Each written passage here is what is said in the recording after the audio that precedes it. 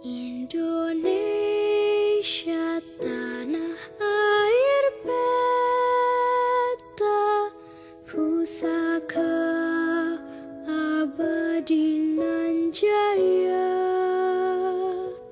Assalamualaikum warahmatullahi wabarakatuh. Perkenalkan, nama saya Wilda Nurhayati. Saya mengajar di SMK Pasundan 2 Banjaran sebagai guru kimia dan sekaligus di sini saya sebagai mahasiswa PPG dalam jabatan kategori 1 periode 3 tahun 2023 di LPTK Universitas Pendidikan Indonesia. Di sini saya akan menampilkan video PPL siklus 1 dengan dosen pembimbing Bapak Dr. Wawan Wahyu dan Ibu Pamong, yaitu Ibu Tik-Tik Mustika SPD. Untuk lebih lengkapnya silakan tonton video PPL berikut ini. Terima kasih. Assalamualaikum. Waalaikumsalam. Selamat siang. Siang. Masih semangat? Masih. Oke. Nah, untuk membakar motivasi siang ini yang begitu gerah, masih ingat yel-yelnya? Masih. Oke, kita mulai. Kimia? Mudah. SMK? Bisa. Pasundan? Luar biasa. Terima kasih.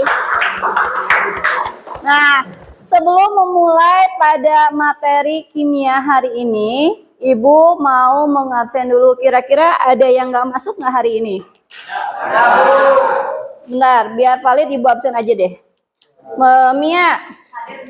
Hadir. Lira? Hadir. M. Nopal? Hadir. Arif? Sandra? Hadir. Sadam? Sakit. Ada suratnya? Ada surat dokter ya. Dani Suara? Yoga? Hadir. Arif Apianto? Arif Fatur Rahman? Hadir. Indra? Fajar? Reki? Arya? Sam? Hadir. Berarti di sini yang nggak hadir itu adalah Sadam ya, sakit. Nah, kita berdoa buat teman kalian Sadam yang sakit agar dia diberi kesehatan kembali, agar dia bisa kembali bergabung bersama kami. Kemudian kalian yang hadir hari ini, mudah-mudahan kalian istiqomah, kalian tetap rajin sekolahnya ya. Itu merupakan salah satu kunci kesuksesan buat kalian. Oke. Nah, sebelumnya berarti kita berdoa dulu ya.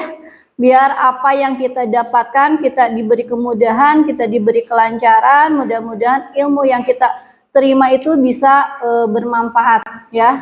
Siapa yang mau memimpin doa? Oke, Arif. Sebelum kita belajar, mari kita berdoa dalam hati. Mulai.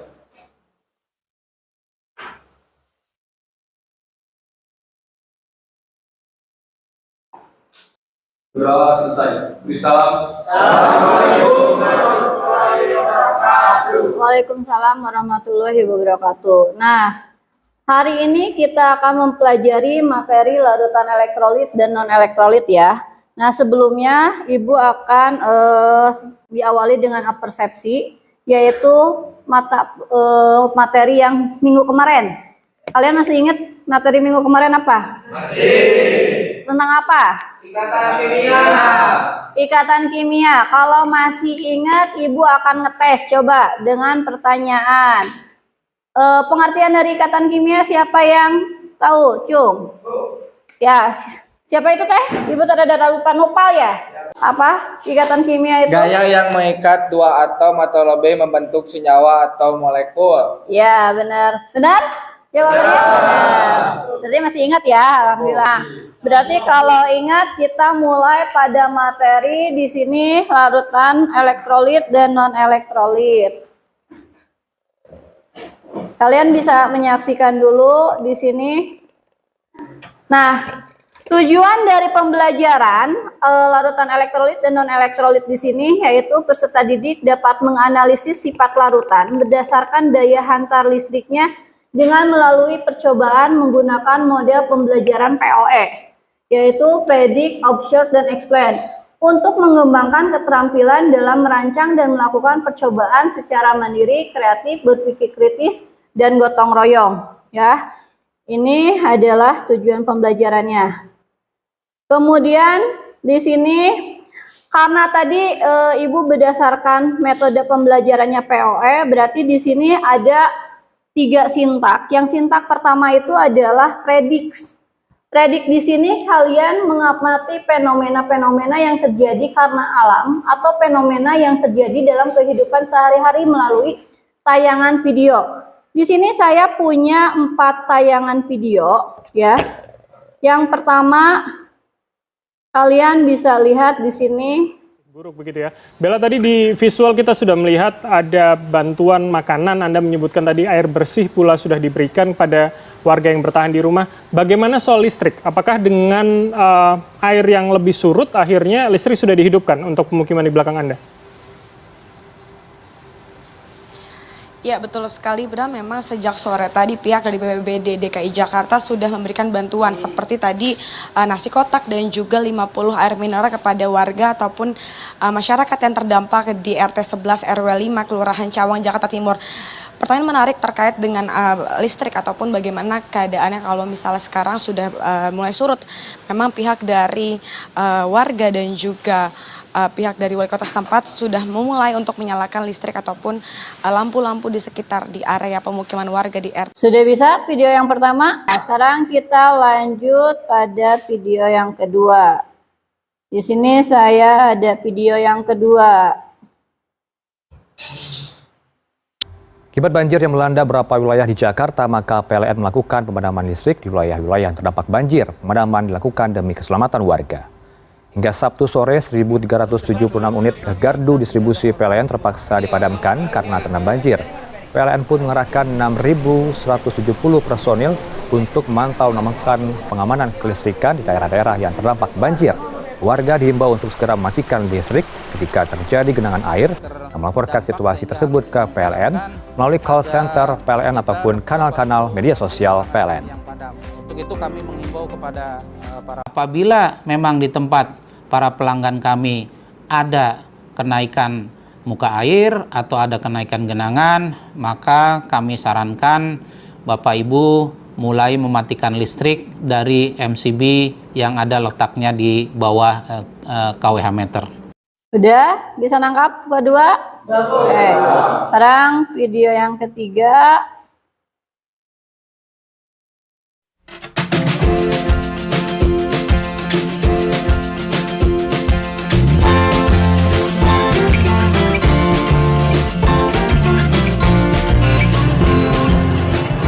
Halo guys, hari ini kita akan melakukan percobaan menangkap ikan dengan strobe listrik PLN. Nah, ini adalah menangkap ikan dengan strobe listrik.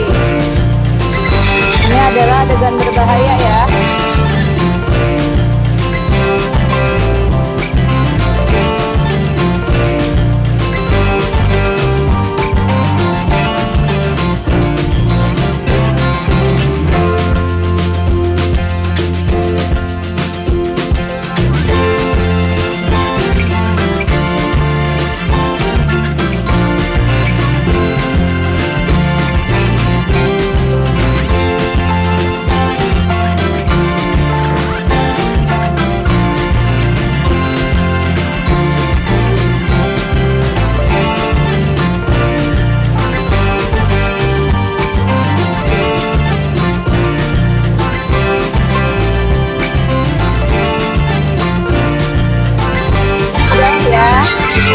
Sekarang jam 4. Pemirsa, berhati-hatilah menggunakan ponsel saat mengisi daya. Di Grobogan, Jawa Tengah, seorang wanita yang baru melahirkan meregang nyawa si daya gastrik saat menerima telepon dalam kondisi mengisi daya dan tangan basah.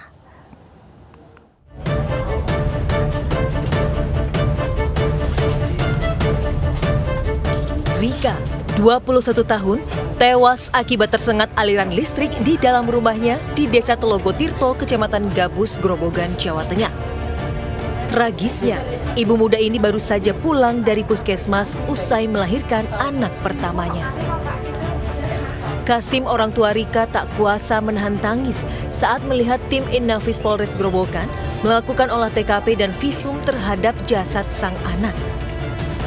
Korban diketahui baru saja mandi ketika menerima telepon dengan tangan kanannya yang posisinya sedang dicas atau mengisi daya.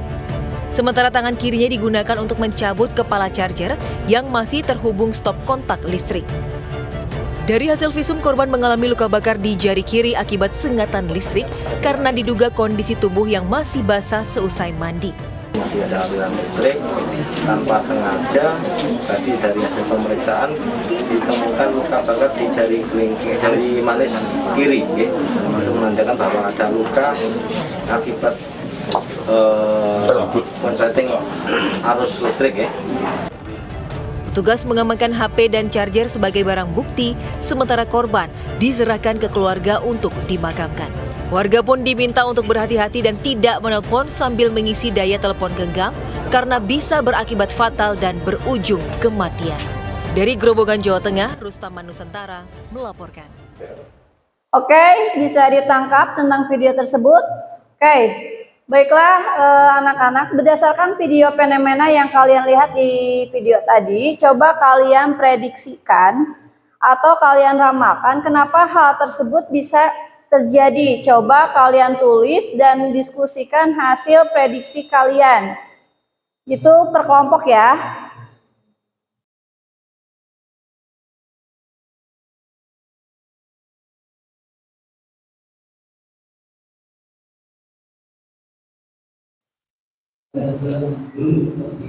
Oke, sudah selesai semua di sini.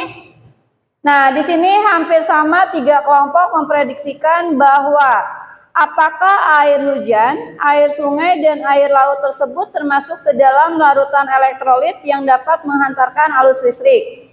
Dan kedua di sini, apakah tangan basah sangat beresiko untuk tersengatnya aliran listrik? Berarti di sini hampir sama prediksi kalian dari hasil fenomena video yang kalian tonton ya. Dan untuk penjelasan lebih lanjutnya, kalian lihat video berikut. Tahukah kalian? 1. Nah, ini Mengapa penjelasan videonya ya. segera memutuskan aliran listrik yang menuju ke arah transformator atau trafo yang terendam air banjir? 2. Apakah air banjir dapat menghantarkan arus listrik sehingga dapat membahayakan penduduk? Apakah fenomena ini sama dengan larangan penangkapan ikan dengan cara disetrum yang kedua? Apakah air laut dan air sungai dapat menghantarkan arus listrik sehingga menyebabkan ikan-ikan tersebut mati? Semua itu akan dibahas dalam materi ini, yaitu tentang larutan elektrolit dan non-elektrolit. Berdasarkan daya hantarnya, larutan dapat dibagi 2, yaitu larutan elektrolit dan non-elektrolit. Larutan elektrolit yaitu larutan yang dapat menghantarkan arus listrik, seperti larutan garam dapur dan juga cuka. Sedangkan larutan non-elektrolit yaitu larutan yang tidak dapat menghantarkan arus listrik, seperti larutan gula dan alkohol. Penyebab larutan elektrolit dapat menghantarkan arus listrik yaitu jika zat terlarut dilarutkan dalam air, molekul-molekulnya akan terurai menjadi kation dan anion yang bergerak bebas.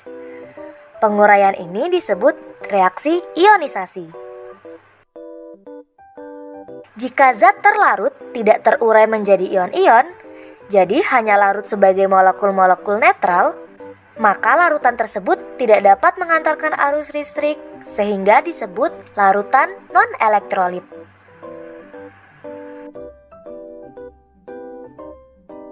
Ya, ini sekilas tentang materi larutan elektrolit dan non-elektrolit.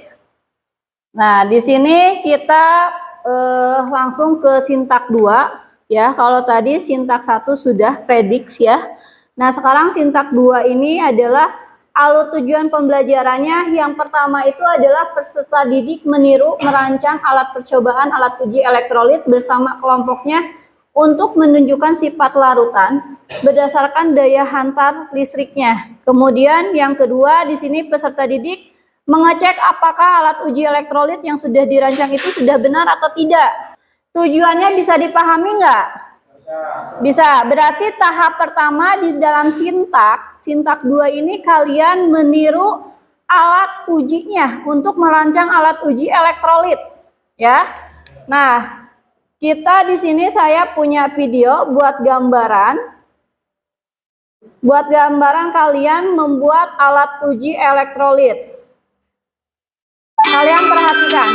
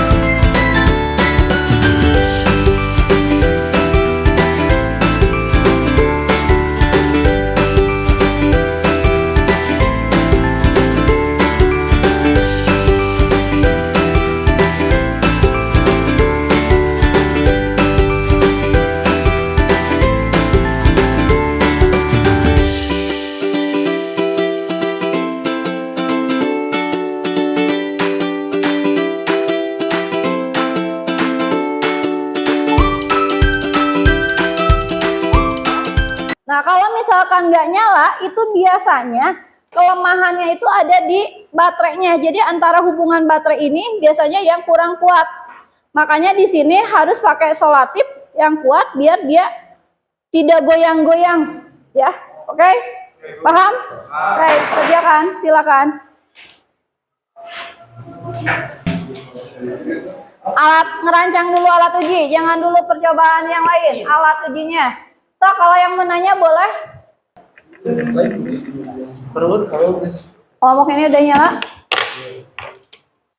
Udah, berarti kelompok ini udah nyala? Oke, kelompok ini sudah bisa nyala?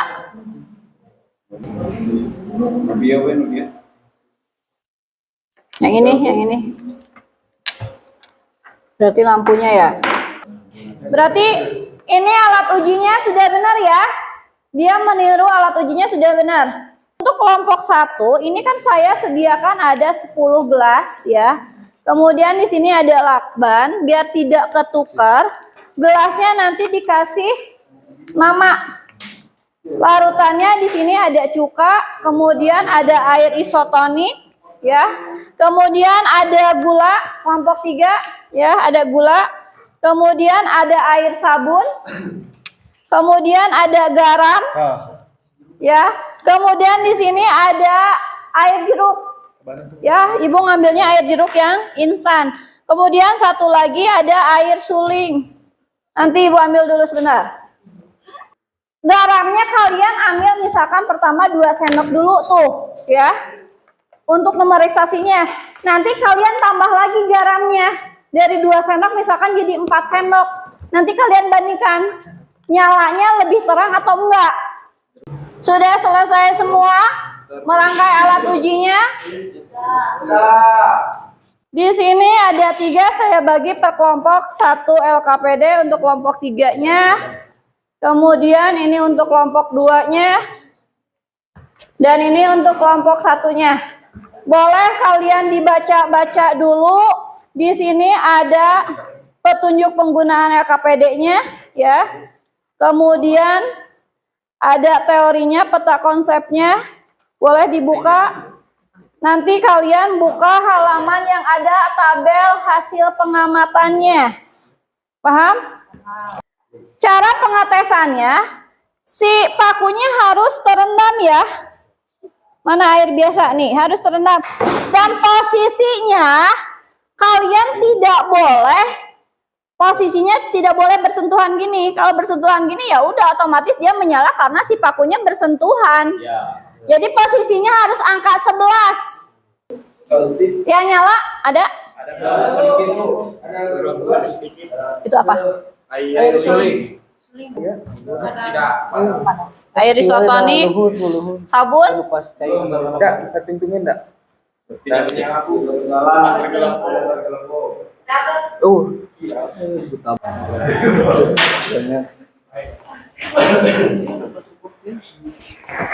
Air arsitek sambungannya apa?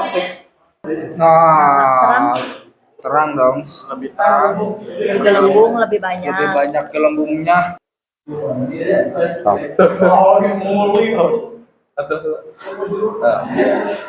Tidak. Bagus ya. Kayak minuman bersoda. Kayak angka. Sekarang siswa ketiga di sini adalah alur tujuan pembelajarannya peserta didik menyampaikan kesimpulan dan informasi yang sesuai dengan hasil percobaan dengan konsep yang sudah ada yang didapatkan dari hasil percobaan yang dilakukan kepada teman sekelasnya. Perkenalkan, nama saya Lira Nurlita. Perkenalkan, nama saya Mia Oktaviani. Perkenalkan, nama saya Muhammad Naupal. Perkenalkan, nama saya Arif Wijaya. Nah, berdasarkan hasil pengamatan kalian boleh ceritakan. Berdasarkan hasil pengamatan kami, Apa-apa langsung aja boleh. yang pertama, larutan air suling. Pengamatannya, lampunya padam, namun gelembung gasnya ada dan termasuk ke dalam kategori elektrolit. Terus? Untuk yang ketiga ada larutan air jeruk. Untuk hasil pengamatannya lampu padam, gelembung gas ada sedikit, dan keterangan non elektrolit. Dan yang keempat ada larutan minuman isotonik. Untuk hasil pengamatan lampu padam, gelembung gas tidak ada, dan untuk keterangan termasuk larutan non elektrolit. Mana pertanyaan pertama? Bagaimanakah cara membedakan larutan elektrolit dan non elektrolit jika dilihat dari hasil pengamatan yang dilakukan? Perbedaan antara larutan elektrolit dan non elektrolit bisa dibedakan ketika komponen diaplikasikan ke setiap cairan atau larutan. Jika ada gelembung gas dan lampu menyala, itu diartikan bahwasanya cairan atau larutan tersebut merupakan larutan elektrolit. Kenapa? Maksudnya gini mungkin. Kenapa larutan elektrolit ditandai dengan adanya gelembung-gelembung gas? Maksudnya gitu. Ada pertanyaannya. Sok. Kenapa? Jadi, jawabannya tadi? Jadi kan cairan elektrolit menghantarkan listrik. Jadi itu, nah gas tadi itu reaksi, maksudnya ke reaksi antara listrik sama air yang bisa menyalurkan listrik dari paku ke paku. Mungkin sekian dari kami. Mohon maaf bila ada kesalahan. Wassalamualaikum warahmatullahi wabarakatuh. Ya, tapi di sini air suling itu bukan larutan elektrolit. Ya. Kemudian yang kedua, air garam. Yang salah hasil pengamatannya boleh nanti didiskusikan. Salahnya kenapa? Ya. Kemudian yang kedua, air garam termasuk ke dalam larutan elektrolit kuat. Tadi ada pertanyaan dari siapa itu? Oh, Sandra ya. Ibu. Nah, gini, tadi air garam itu termasuk ke dalam larutan elektrolit kuat. Tadi Cina nanya, nah Cina elektrolit itu bisa menghantarkan arus listrik. Kemudian Cina aya gelembung gas. Gelembung gas di sini adalah ion positif dan ion negatif yang bergerak bebas. Nah, ion positif, ion negatif yang bergerak bebas ini dihasilkan dari apa? Dihasilkan dari reaksi ionisasi. Air gulak tidak ada gelembung. Tidak ada, berarti termasuk apa? Non elektrolit. Ini bisa ditandakan dengan tadi, tidak ada gelembung. Artinya apa? Tidak ada gelembung nih. Artinya tidak ada ion positif dan ion negatif yang bergerak bebas. Jadi adem ayem. Tadi begitu kalian masukin elektrodanya di situ kan adem ayem. Artinya nggak ada ion positif dan ion negatif yang bergerak bebas. Berarti di sini energi ionisasinya tidak terjadi sama sekali ya, reaksi ionisasinya. Ngerti ya? Jadi saya simpulkan larutan elektrolit itu ada dua. Yang pertama itu ada elektrolit kuat dan elektrolit lemah. Elektrolit kuat artinya ditandai dengan adanya gelembung gas. Gelembung gas di sini bukan gelembung gas biasa, akan tetapi adalah ion-ion yang bergerak bebas. Ngerti ya? Nah, ion-ion yang bergerak bebas itu dihasilkan dari apa? Reaksi ionisasi yang sempurna. Paham? Saya mau nanya. Tidak.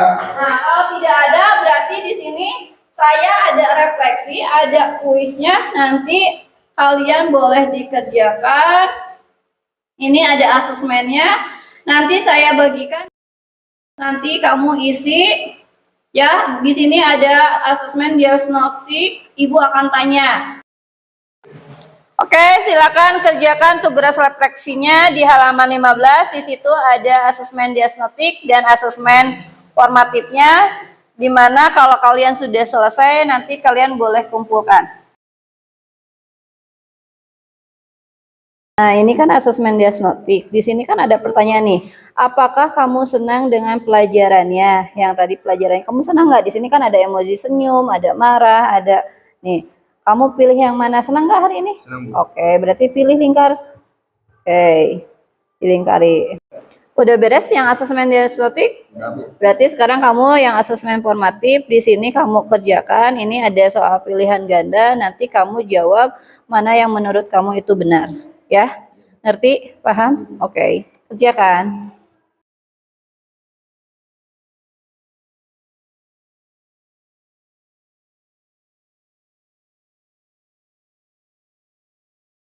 Oke, waktunya sudah habis. Sekarang tinggal dikumpulkan refleksi beserta LKPD-nya. Kumpulkan. Oke, ini kelompok 2 sudah beres. Kelompok 1 masing-masing ya. Karena ini penilaiannya juga masing-masing. Oke, sudah beres. Terima kasih. Ini kelompok yang aktif, yang cekatan, ya, yang apik, tidak berbalantak, tidak berantakan, musibah itu, ya, kelompok, ya, kelompok berapa? 1, 2, 3 di sini. Kelompok 1 juga berantakan, gak rapi nih, ada perhatian. Jadi ibu kasih applause nanti buat kalian, ada hadiah. Berarti, oke, kelompok 3 rapi. Kedua kelompok 1 dan terakhir kelompok 2 kalah. Rapi. Ya, kemudian. Oke. Kalian? Ada pertanyaan? Kalau tidak ada, itu tutup. Gini. Untuk pelajaran minggu depan, Ibu ingatkan kembali kalian buat buka-buka ya materinya. Nanti kita akan bertemu dengan materi selanjutnya yaitu tentang laju reaksi. Jadi untuk minggu depan kalian sudah ada gambaran tuh tentang laju reaksi ya. Jadi itu kalian baca-baca. Sebelumnya kalian sudah saya kasih tugas. Kalian kuis nanti habis pulang sekolah, kalian kerjakan yang sudah nanti Ibu akan berikan. Oke? Nanti terima kasih. Mudah-mudahan minggu depan kita bisa ketemu dalam keadaan sehat walafiat. Dan jangan lupa materi minggu depan itu tentang laju reaksi. Oke? Kita tutup dengan baca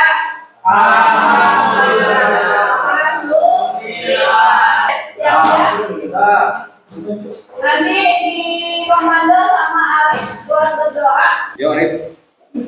Sebelum kita pulang, mari kita berdoa dahulu. Berdoa dalam hati mulai. Berdoa selesai. Beri salam. Assalamualaikum warahmatullahi wabarakatuh. Rapi dulu sebelah sana boleh pulang.